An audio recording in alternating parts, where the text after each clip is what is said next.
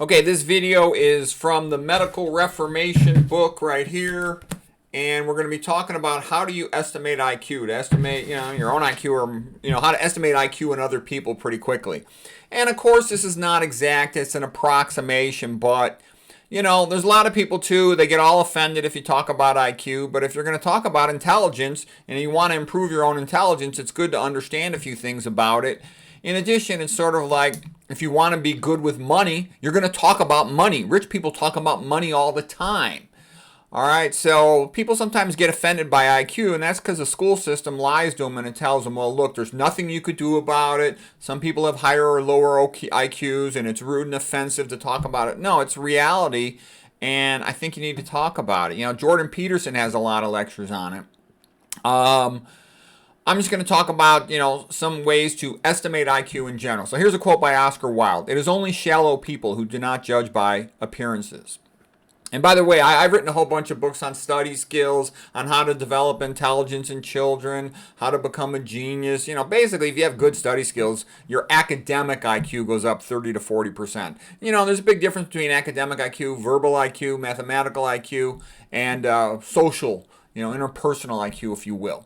All right, so Oscar Wilde, he says, it's only shallow people who do not judge by appearances. Everybody judges by appearances all day long. You have to. Every animal does. It's how it survives. Okay, Michael Merzenich, co-inventor of the cochlear implant, he says, how do you improve a brain? You train it every day. If you want to be good at piano, you practice every day. You want to be good at wrestling, you practice every day. Whatever it is you do, that's how you get good and you stay good. Okay, how do you worsen intellectual performance? You add noise, distractions. The old joke is if the performer, misses one practice, they notice. If they miss two practices, the critics notice. If they miss three practices, the audience notices. Okay, Aristotle has a quote. The first step to having an intelligent conversation is to remove emotions. I do like the thing as Carol Dweck, she's like a Stanford psychologist, she talks about the growth mindset. If a child believes that they can improve their academic performance by hard work and development of skills, study skills, for example, then they will improve. But if they think it's only a fixed thing, then they won't. They won't make the effort. You have to believe something's worthwhile in order to make the effort to learn it, to achieve it. Okay, and to get really good, you got to have the right attitude. A giant part of being really smart is attitude. And I like, Goethe, the German guy, Johann von Wolfgang Goethe. He said, in order for a man to learn a complex topic, he must love it. Because it gives you the energy. Whenever you learn a subject, at first there's the exciting, fun part where everything is cool and you imagine yourself being an expert. And then you hit this long grind where it's kind of tedious and you just have to crank through all the vocabulary and the ins and outs of the field, the intermediate phase. You stay there a relatively prolonged time. But then once you reach a certain level of expertise, you can rapidly improve in it and do all kinds of creative, fun things. But you have to be willing to pay that price. And loving the field helps you get through that long grind, tedious phase and still maintain your enthusiasm.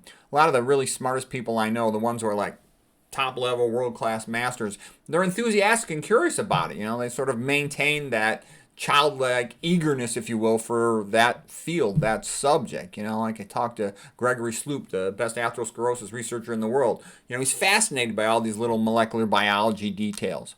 All right. So Aristotle, the first step to having an intelligent conversation is to remove emotions.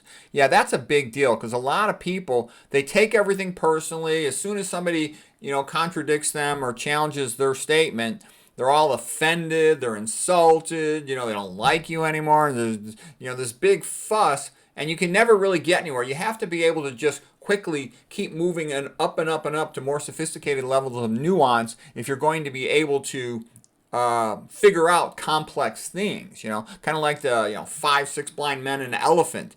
The first guy thinks the elephant, is a rope because the first blind man holds its tail, another one holds its ear, says it's a rug, another one holds its leg, says it's a tree trunk. And you have to kind of like be unemotional so you can sort of stand up from a higher position and have a bird's eye view and you'll see all the parts of the elephant. You go, it's an elephant, rather than the blind man just clings to the one little thing they know.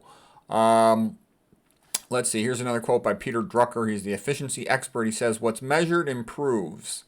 knowledge has to be improved, challenged, and increased constantly or it vanishes. Yeah, you have to try to learn a little something every day or you end up being a Gomer doc. And what I mean by that is everybody in medicine knows there's some old docs who are able to get through the day and generate their billing codes, but they really have nothing to add to the conversation. So in order for a doc to keep improving and getting good, they have to want it. They have to want to improve. And a lot of times in medicine, there's no incentive to improve. Once you know how to generate billing codes, you just stay there. That's a safe place to be. It has to come from within to have you keep getting good. And it kind of reminds me of, the movie Chariots of Fire, the long distance runners, and they said, where does a man find the strength to run the race to the end? It comes from within. So you got to have that in you, that desire to not just get by, but to be good, and then you'll keep on getting smarter. Okay, so basically, here's things you can assess when you look at a person. I'm talking about their body right now. Physically, if they're fat, that's a sign of they're not as smart. We'll say we'll start with an average IQ of 100, and there's going to be things that would lower your estimate of their IQ. There's going to be things that increase your estimate of their IQ. And this is all approximate, and it's not always 100% correct, but it's useful. And a person can have several low IQ features and several high IQ features and sort of balance out, if you will. But somebody who's really fat, that's a sign, they're not too bright because they're screwing up and they're not fixing the problem, okay? If they have a tattoo on their face, they look terrible. They look like a criminal, and that's a bad thing to do. It's a sign of stupidity that you would do that because you're going to have to get along with people all through life. So, making your appearance worse in a bad way is stupid. Okay, tattoo on the arms. Tattoos look stupid. I know in modern culture it's real trendy, and part of that is because the public is being gaslighted by the legacy media that's always trying to show you vulgar, sort of immoral, bad things and pretend that they're good, and they're not. So, but a lot of young people are gaslighted by that. They sort of just walk into the world and say, this is how it is. No, there might be a legitimate reason for a tattoo. Let's say you're in a unit and you guys are all going and do this life-risking mission and you all have it as a sign of solidarity. I get that, okay? But just randomly putting something on your arm, like my brother had a tattoo, and he's like, do you know what this means? I said, yeah, it means you're a dumb fuck, okay? It's stupid, you risk getting hepatitis. You better make sure they're not reusing those needles, okay? They're not reusing the colorants that they're using, that they're injecting into you. And then also people get old and their flesh sags and the tattoo just looks stupid. I always sort of try to look at things for the long haul. Okay, it's not stupid. Okay, pierced belly button. Now a lot of women think this is trendy. I just think you look like a sleaze. Okay, and it's not good to look like a sleaze because an intelligent man says, gee, this woman, she might be attractive in some ways, but she looks like a sleaze. She's probably got gonorrhea, syphilis, chlamydia, who knows what, hepatitis, HIV. Herpes or something. Lots of women got all these infectious diseases. So when she's sort of advertising it like that, sort of it's a bad sign. It's like something, the porn star would do or something. It's not attractive. It's low class. Okay, mildly obese, lots of people are. The majority of people are, but it's not a positive sign. I can tell you, I know from a lot of experience, seeing a lot of women, the smarter ones are more likely to be skinny. Don't get me wrong. Some of the really bright ones are fat. But in general, the smarter ones are skinny. I've seen that as a pattern. You walk into a hospital, you'll see a bunch of female doctors that are pretty skinny. And it's just a fact. Less educated ones tend to be fat. And there's plenty of exceptions to this. I know all that. But in general, that's true. Okay, if they got a tattoo on their butt, that's like something you think, it's low class. Tattoo above the ankle, that's even more common. Not as low class, but it's still low class. Okay, if they look slim, trim, fit, energetic, that's a sign that they're smarter, that they've kept their health, their act together. I mean, an intelligent person wants to be healthy, so somebody who's maintained their health, that's a sign they're more intelligent. Don't get me wrong, some people just have bad luck, they get a disease, of course. That's normal, it happens. But in general, you have to estimate things. You're going to be dating somebody, picking somebody who you want to, potentially have a child with, and you want to say, does this person have their act together? Are they going to be around the next 20 years to help me raise this kid? Are they going to have the energy to, go to work and help pay the bills, help take care of this kid? Okay, hair. If they have a crazy hairstyle, that's a sign of low IQ. I mean, it's sort of like a normal person. Why would you want a crazy hairstyle? And please don't say that my monk tonsure is a crazy hairstyle. I'm doing this for a reason. It goes with the book. Okay. If they look disheveled, in public on a routine basis, that's a warning sign. Because why would they do that? You're the first thing people have to judge you. You meet a lot of people who don't know you, is your appearance, and if you're poorly groomed, and there's different levels of being poorly groomed. So a young guy, let's say he's 25 years old, he's looking for a future wife. He wants everything perfect. Okay, look his best to find the best woman he can find. All right, when a guy's older, he's really, he's married, he's got kids, he's not looking for a woman, so he's going to be a little bit less sloppy in his grooming, but not very sloppy. Okay, so being real disheveled, that's a sign of low self-esteem, etc., and it's bad. I was at a restaurant many, many years ago with my parents and my dad, and the waiter had this bizarre, crazy haircut. And I was a young guy. I don't know what I was, 20 years old or something. I asked my dad, I go, why did he cut his hair like that?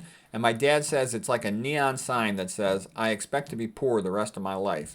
And that was kind of true because, think about if you're going to go to real estate. A lot of realtors are pretty good with money. In the realtors, they have to play this game of gaining a person's trust. Before you're going to buy a house from somebody, you're going to have to make big financial investment and rely on that realtor a lot. So you got to trust them. And I knew some of these realtors that were, millionaires, and I noticed some things about them. One of them was a guy, he always, wore a tie and had a suit on, and he went to church. He was one of the servers at the mass. And people like that because they know every Sunday he's going to be there. So if there's a problem with their real estate purchase or process of trying to buy or sell a property, they know they can find him every Sunday in church. He's not just going to disappear on them. Okay, and he had a lot of credibility, and the guy's a multimillionaire. And it wasn't that rich of a neighborhood. It was a decent neighborhood, not a rich neighborhood.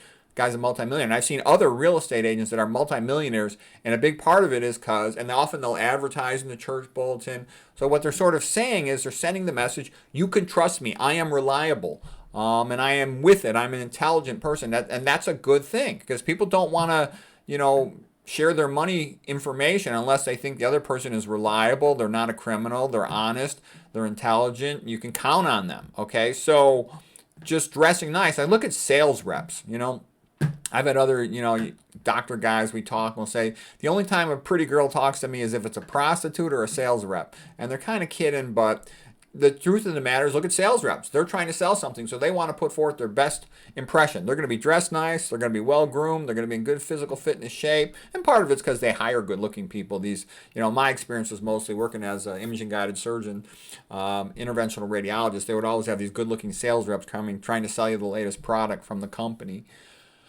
Okay, all right, next thing is looking at their face.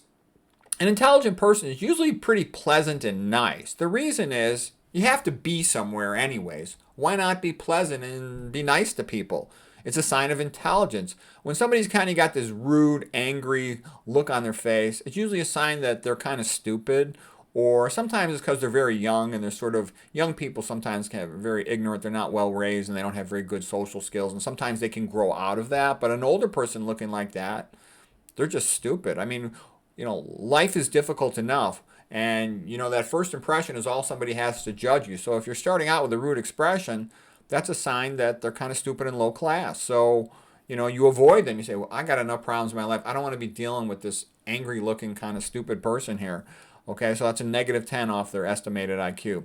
Like I said, if they're bizarrely groomed, that's also bad. They might think they're being creative, but real creativity is, write a nice poem, write a nice song. Okay, do something that requires some skill. Just, painting your head sort of reddish pink and purple and piercing your eyebrow, it's not really creative. It's just a sign you're stupid.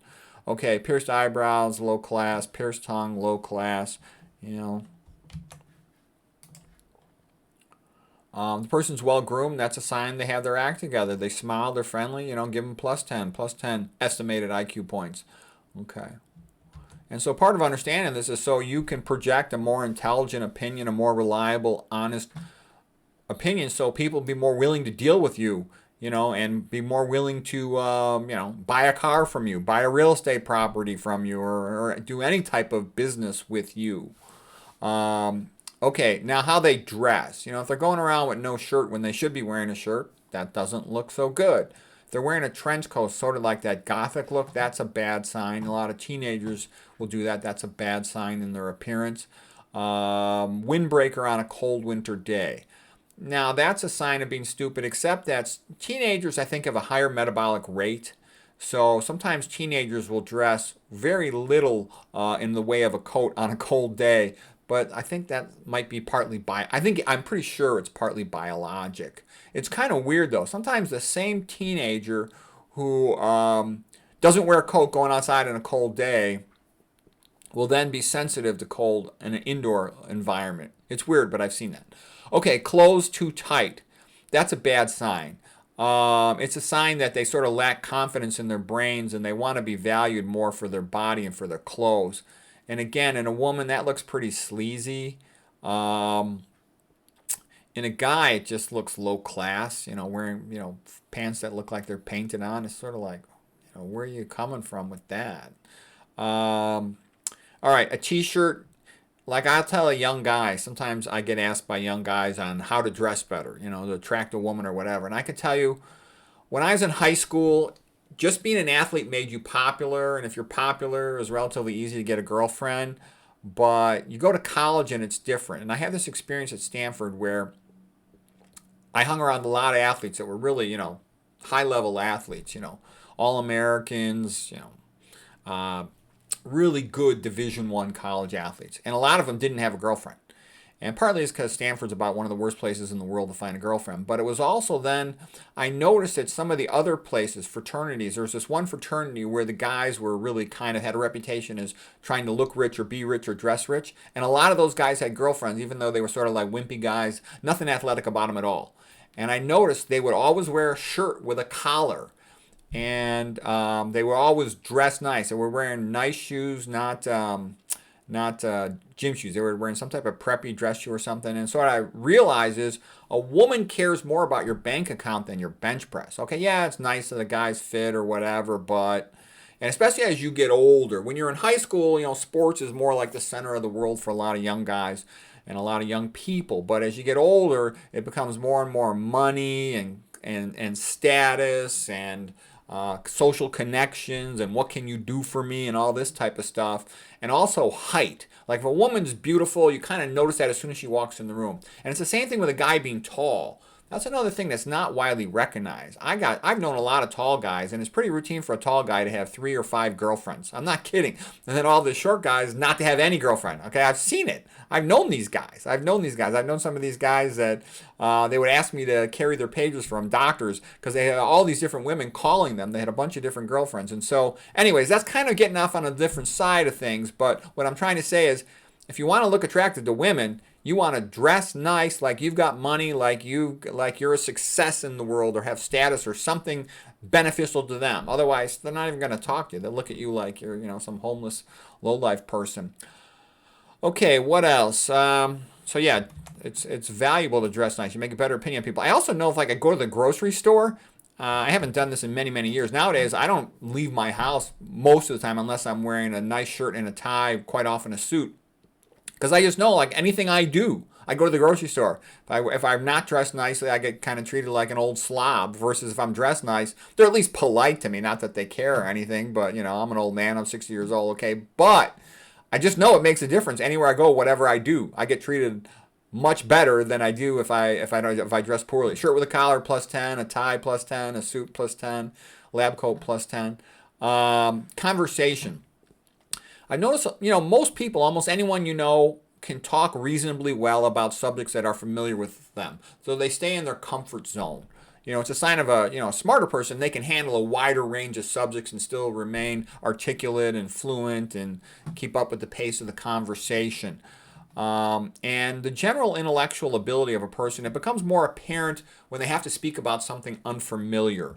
Like when they have to read something that they're not that familiar with. And I've kind of been amazed, but it's been my experience that lots of people really can't read very well. They might be able to read, the text message, but they can't really read much beyond that. Because I've seen that lots of times. I'll see something and I'll read it like in 1 minute or 30 seconds. And they'll sit there struggling with it for 10 minutes or more. And And I think it's because most people don't read. Most people, after the first year of high school, where they had to read Great Expectorations, Julius Caesar, and other miserable books that are just sort of a waste of time. That's Charles Dickens' worst book, Great Expectorations. They think reading is a painful waste of time. They never read another book the rest of their life. And then when they sit in their car, they listen to music. And the worst is beat music. Beat music makes you stupid. Bump, bump, bump. You can't hold a thought in your brain when there's a bump, bump, bump sound. And also, most heavy metal's kind of cringe metal. Grinding, you can't think with that.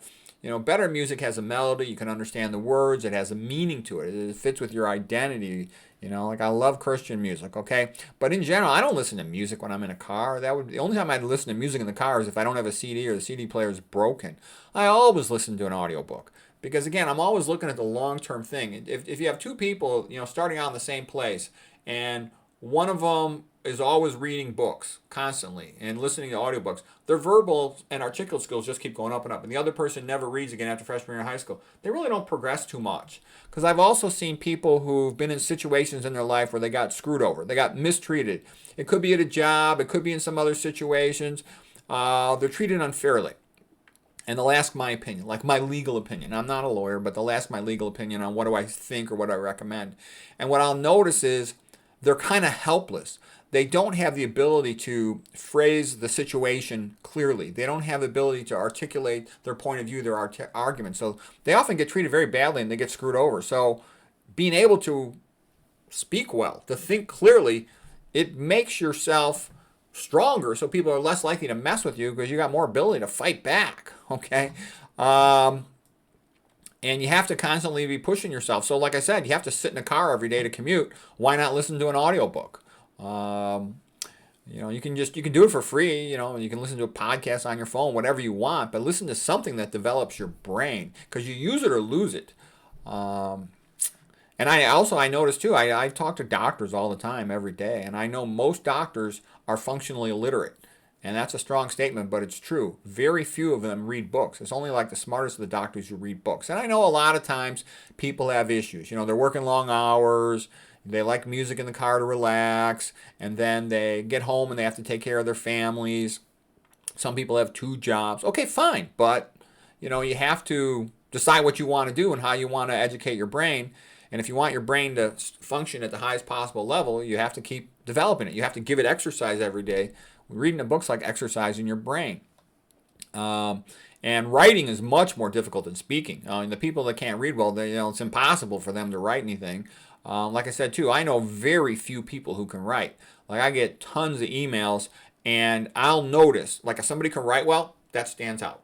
And I notice amongst nurses, too. I know lots of nurses. And the nurse who, got hired and got promoted a lot, she was the one who could write real well. But I know some nurses are really smart with their social skills. Sometimes I like talking to that's one of the reasons why a man likes talking to a woman. Women see the world socially different than we do.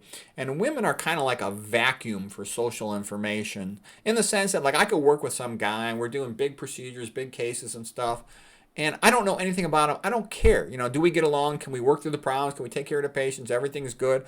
I don't need to know his personal life. I really don't care, quite frankly. I mean, if he tells me a story, I'm happy to hear it. Maybe it'll be something interesting. But with a woman, I work with a woman just the first day. So, how old are you? Are you married? Do you have any kids? Where'd you go to school? Blah, blah, blah. And she'll suck all this information out of me, and she'll have this whole detailed map of the social world that most guys are oblivious to. So let's see, getting back to this. It's good to have some practice at writing because it develops your ability to think. You can't BS what you write as much as you can, if you just think in your own head. Let's see. So anyways, whenever I see somebody who can write well, that's a sign of an IQ. To me, what I consider somebody who can write well also is somebody who can surprise me. Not many people can surprise me intellectually, but I was talking to this one doctor. He's a Japanese guy, and he's real bright. And we're discussing a case, and we're discussing some other issue of pathophysiology. And he said a few things that challenged me and surprised me. I'm like, wow, this guy's smart. And I've seen him be real smart because I sometimes take care of other patients with him. He's done a lot of smart stuff. So that's a smart person who can surprise me. I always know I'm dealing with a good writer or a smart person when I see that. And a writer really should surprise you on the first page. If they can't surprise you on the first page, when are they going to do it later? They should put some of their best stuff up front, okay? Okay, good worthwhile writing is better when it's ethical and true. So yeah, some people are liars, and so even though they're smart, they might make you laugh, but you don't really want to talk to them too much if you don't have to, because you can't trust them. So being honest and ethical is important too. And I think like for a man, that's real important. Like my father, my whole life never lied once. I can't remember ever my father lying, and so their word is valuable. Okay, and that makes people more willing to deal with you. If you're going to BS them or lie and play games, then it takes more energy to be figuring out if you're telling the truth or not. And that actually is a sign of a lower IQ, that you don't get the fact that you have to be honest and reliable. Otherwise, it's not worth people's time to interact with you. And we need other people to interact with us for a lot of things in our life, for the enjoyability of the conversation, but also sometimes to work on a problem. And so somebody's going to be more worthy of being hired or promoted in a meritocracy organization, then that would be the case. A lot of organizations are monopolies, of course, and they run based on other things. But I'm going to focus on a meritocracy worldview here. Let's see. Also, yeah, to me, real bright person, they can come from a couple different directions. They're not just the standard basic IQ boring. Another thing about a lot of doctors, the reason they're boring is they all studied biology in college, and they kind of know the same stuff, and they're so exhausted from studying, they didn't really learn almost anything else, so they're kind of boring. Okay, what makes them interesting, like when I used to work in the imaging guided surgery area, and we get new residents every month, and I liked it when they had like done a year outside of school and they had something interesting to say rather than the same old boring stuff. Smart people have better self-control. I know that because I have to talk on the phone to a lot of people, and they keep their cool. You'll have situations that are screwed up. Like for a doctor, a screwed up situation will typically be you want to go home at a certain time. Let's say you're supposed to get off and go home that day at 4 o'clock. And now somebody's calling you saying, sorry, you got to do an emergency procedure, and you're screwed. Now you're going to be stuck going home at 7:30 or something. So you're not happy about it. But you got to keep your self-control. Okay, why are we doing this case? Can this happen tomorrow? What's the issue? Is the patient on any anticoagulants? Do they have any allergies? You have to keep your cool and go through all that stuff. And I know that the real smart people, they keep their cool. They're pissed off. They're gonna be stuck an extra 3-4 hours late, but they keep their cool. And the situation's complex, or somebody's telling them that they misjudged the case, and you disagree with their diagnosis and their treatment plan, and so they keep their cool. That's a sign of intelligence. Whereas people get all pissed off and emotional, it's sort of like, I can't deal with this person. They're just going to have a big hissy fit, and so you don't have as much respect for them when they behave that way. Okay, some young people I know too, they're smart, but they're so impulsive.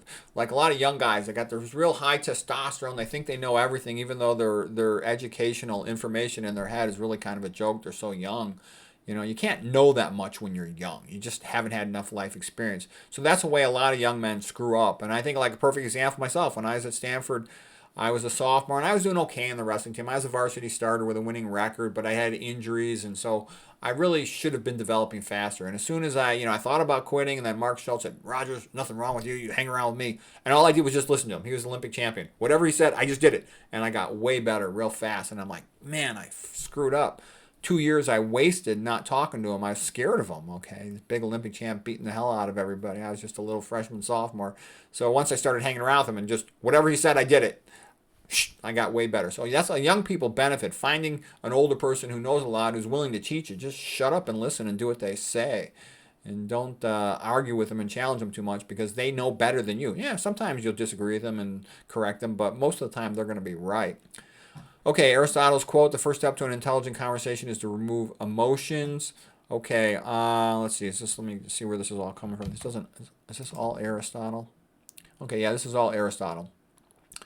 It is the mark of an educated man to be able to entertain a thought without accepting it. Yeah, you don't jump to an impulsive conclusion. Remain objective, uncommitted until you've heard, the 6 blind men say what they think the elephant is, and then you can commit.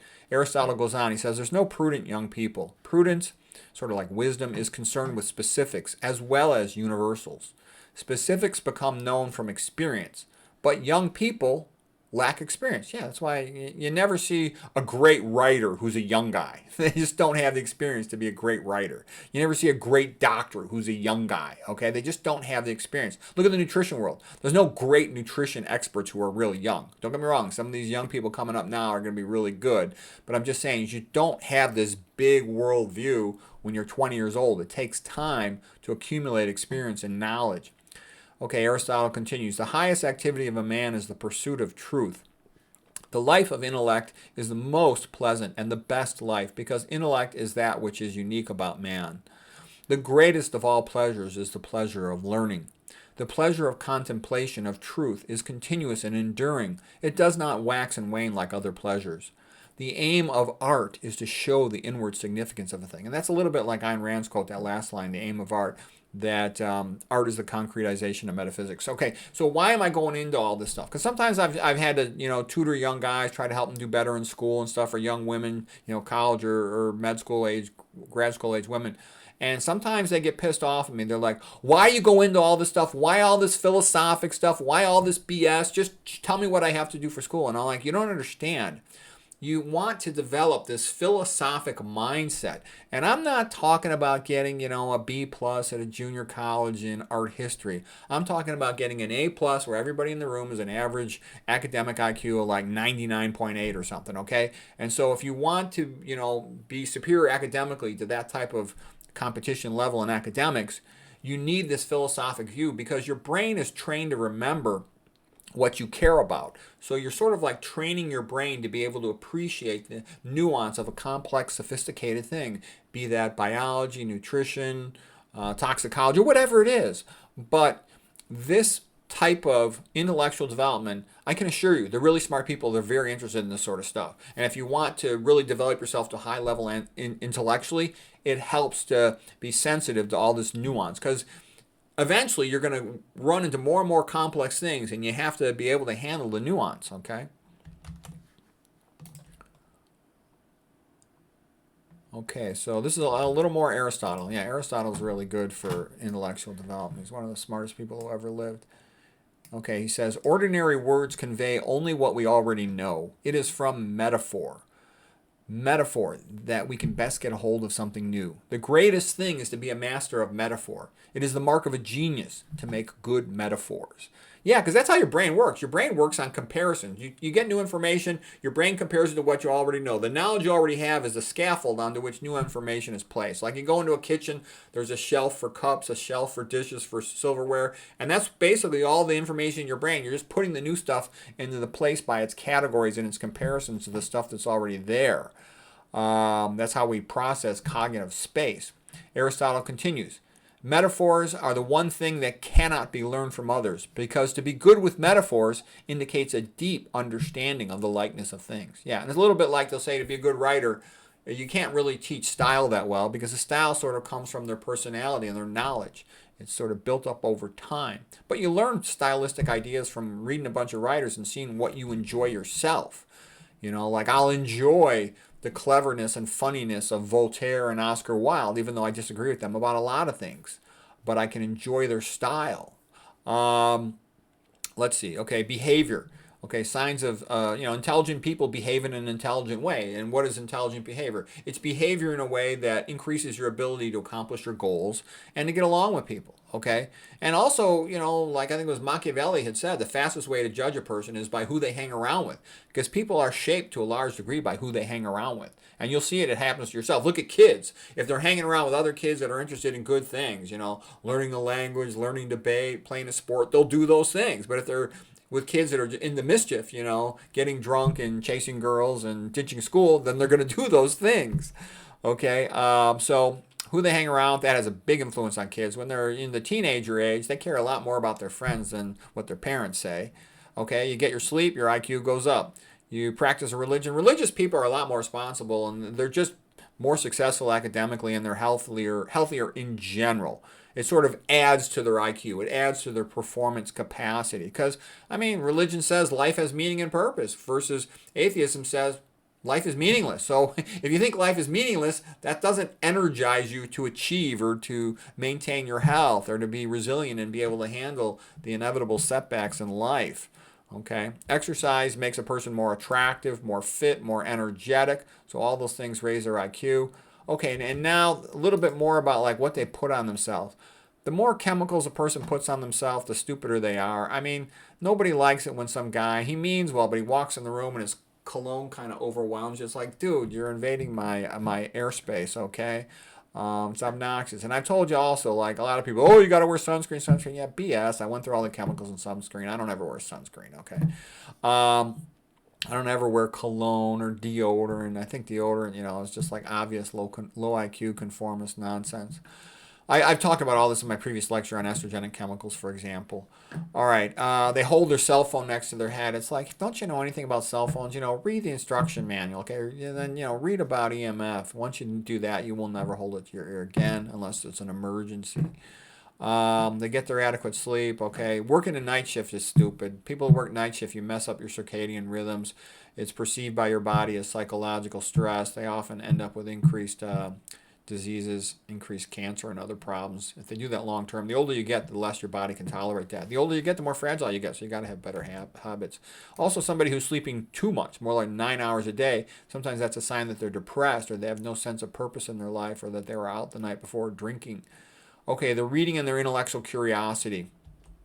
Smart people like to read because that's where most of the information is. You can learn some things off the internet, and that's nice. You can learn a lot off the internet. But there's tons of stuff that you're only going to find in a book, okay? And a book you can have sustained reading. You can take this book, you can go sit in the bathroom, okay? And a lot of people, I see them, they'll like take their cell phone into the bathroom to read. And I'm like, it's a little bit disgusting, depending too if you work in a scummy place. A lot of hospitals are kind of filthy, okay? So, I just find that whole idea a little bit disgusting. You've seen my magic bathroom. I got a little table in the bathroom to read. There's always a big book on the portable table and then a little paperback nearby. And you just get through a lot of material that way. So if you're always listening to something in the car, you're always listening to something when you're in the bathroom or reading something. And then at night when you eat your dinner, if you want to walk around, great, get some exercise. If you got people you can talk to, that's great too.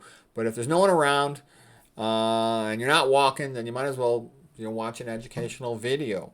A smart person can read magazines if they're good magazines. I've known some people who just read all these, nonsense magazines, People magazine and stuff, and I think that's a whole bunch of nonsense. But it's better than nothing. At least they're reading something. With kids, I think it doesn't matter what they read, just the fact that they read, that they learn that reading can be enjoyable. Like my kid used to read the stupidest comic books, but it made him happy, so he was reading something, so that was good for him. Okay, a person who likes to read books, and I can also judge a person's intellect by how much they read. I know the smartest doctors I know, they're the ones who read the most, okay? And, it could be fiction or nonfiction. It doesn't matter. Nonfiction, I think goal-orientated reading is a sign of higher intelligence than just sort of random reading. My dad used to just read randomly because he enjoyed it, and it relaxed him after a long, busy day of working as a doctor. And he did teach me a lot of cultural stuff, but I noticed in his reading, and I was real intimidated and impressed by my father when I was young. But as I got older, I realized, he would just read sort of randomly to amuse himself. And he would tend to read whatever was the best-selling book amongst intellectuals. But he didn't read intensely concentrated on answering a question, which is how I read. And I felt I was a lot smarter than my dad once I got older. Because before I was a little bit intimidated to argue with him or my uncle, who was also a doctor. But once I got older, I realized I could just kick their butts intellectually with ease. It wasn't even a challenge. And it would be because I would focus on a topic. Okay, you want to talk about the Vietnam War? I'll read 10 books on the Vietnam War, and I'll debate you in 5 seconds. And rather than them just reading their 1 or 2 favorites and not really being prepared for the conversation. Okay, so listen to educational audiobooks or podcasts. Yeah, too. Like I sometimes see young guys who, they just want to listen to beat music or watch, stupid movies or stupid sitcoms. And I'm like, go ahead, do what you want, but you're not developing your brain very much by doing that. That's sort of lowbrow, mediocre crap. TV is always going to be lowbrow because it has to advertise to a low IQ audience. So there's never going to be anything intelligent on TV. At least on the computer, you could pick something for a more select audience.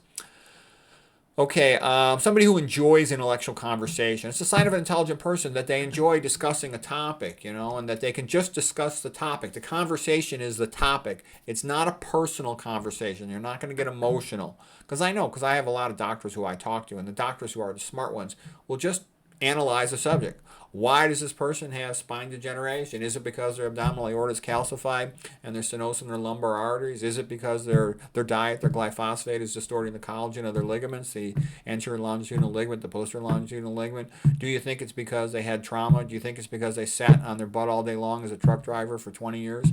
You know, and then we'll subtly go into it. Or do you think this is something else? Do you think that's a fracture? Anyways, what I'm trying to say is the smart people, we can go nuance after nuance after nuance, and we just keep delving into the subject, and those are the real smart people. Okay, classical music. Classical music, you know, there's something intellectual about it, you know. Christian music too, it's great. You know, I had a time when I used to sit in the same office as this other guy, and he went to a Catholic high school, and we just loved listening to all the classical music. It was very pleasant to recount all our old memories and go through all this music. It's very enjoyable. It kind of mellows you out, lowers your stress level, and I think that's good for your health, good for your healing. Rock and roll is a little bit neutral, but beat music, man, is it stupid. Grunge heavy metal is just stupid. Like I said, you can't hold the thought in your brain. You can't, with the Christian music or the classical music, I'm listening to it, I'm thinking about it. My mind is working, my mind is happy. With this type of stuff, I'm cringing. Okay, how much education they have. Education is basically kind of going through the hoops, you know, like a dolphin at SeaWorld. You know, you got to get your ticket punched to move on to the next level. And for a lot of jobs, like let's say, you know, to be a doctor or something, you got to get your pre-med certification, then you got to get your MD. And part of it is they're weeding out the intellectual mavericks. That's my dog, got my dog close. Okay, so anyways, you just have to do it, and it's really a memorization contest. I talked about that in my study skills lecture, so you want to be good at it. But still, if a person's dropped out of high school, you don't think they're as smart. Although a person who's motivated could learn more on their own than a high school will ever teach them. Same thing than a college will teach them. But you do need the degrees for certain jobs, and you do think a person's smarter if they've finished high school, they finished college. So in general, you'll estimate them to be a little brighter, even though it's really not always that simple. Okay, and if they got more advanced degree education, especially in something challenging, you'll think they're brighter. It also shows they've got a personality they could stick to pursuing a goal and accomplish it in the 4 years or whatever it takes for a college degree or for a graduate degree. Okay, their diet, of course, you can tell, you know, you go to the grocery store and you see a fat person putting soda pop and beer and junk food into their grocery cart, you think that's a fat, stupid person, okay? And then you see a skinny person, you know, putting a bunch of health food. You think, well, that's a more intelligent person, at least on the subject of health, higher nutrition IQ. And, you know, the more vegan whole food you go, low fat, the better you are. Because also people sometimes ask me, well, so-and-so, some other nutrition doctor recommends fat or this or that. And my advice would be take a close look at who's saying that. Quite often you'll see that same person is selling something or is benefiting or is being sponsored by someone in that field or something. Okay, TV. TV's totally stupid. Like I said, you should never watch TV. You shouldn't even have a TV in your house. Toxic exposures. If they smoke cigarettes, that's stupid.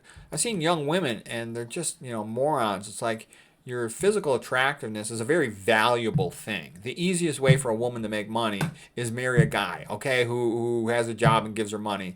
And you can argue with that all you want. There's nothing easier than that. I know from a lot of experience, okay? My wife looks at me as like a robot who just gives her money, okay? What a great deal. I wish I was married to myself. And people say, oh, well, you shouldn't talk like that. Your wife's going to get upset. I'm like, oh, bullshit. I wish I was married to myself. You know, owned a robot that gave me money, okay? You know, when you work and get educated, you got to get that education. You got to pay your academic tuitions and loans, and then you got to work. You got to put those hours in every day. When you got a husband, you know, he just gives you money, okay? That's a good deal. You might have to pop out a few kids or something, okay? But it's about as easy as it gets. So why am I going into that with smoking cigarettes? Because cigarettes is like the fastest way for a woman to make herself ugly. I mean, a woman, I've seen women just sort of destroy their physical appearance very quickly by smoking. Smoking makes you all shriveled up. It decreases your attraction. I one time had a really nice girlfriend, and she got to hanging around with this stupid girl and started smoking. And she was like my beautiful girlfriend. All of a sudden, she stunk like a cigarette. It was really disgusting. I told her. Alcohol, a little bit. Some people do it, and they're really nice, good people. But the more alcohol they drink, the worse, the stupider they get. MJ is just a sign of stupidity. It causes brain damage. It causes schizophrenic breakdowns. It can be laced with PCP and other chemicals. I've seen a lot of people ruin their life because of MJ. And a lot of times it's weird. MJ is one of those weird things where the person thinks they're smart, but they're really stupid. Whenever somebody tries to tell me MJ is a good thing, I just try to get away from them as fast as possible. I don't want to listen to this stupid jerk waste my time. Okay, a person who takes a lot of medicines, they may think that they're being proactive with health. No, it's a sign you're screwing up. And, fix your problem if you can with low-fat vegan diet, avoiding toxins, and then take medicines if you have to, but tons and tons of people. It's pretty common. Ask anybody that works in a hospital. It's real common to see people over 50 on 5 medicines, people over 60 on 10 medicines or more. And and they're cognitively slow, okay, usually if they're on 10 or more medicines. Okay, so this assessment was just ways to judge yourself. So if you see yourself heading in one of these directions, try to fix the problem before you make yourself stupider. And people can really dramatically improve their intellectual ability if they want to. The first step is to be aware of it. The second step is the desire to change. The third is to be willing to change, and then to make the changes. And you're also, I know that some ways this paper was kind of, this little IQ assessment thing is kind of funny because some people have so many negatives it's almost like they have an IQ less than 0, but they've lowered their value intellectually, and you need that, and they've also lowered their ability to be trusted.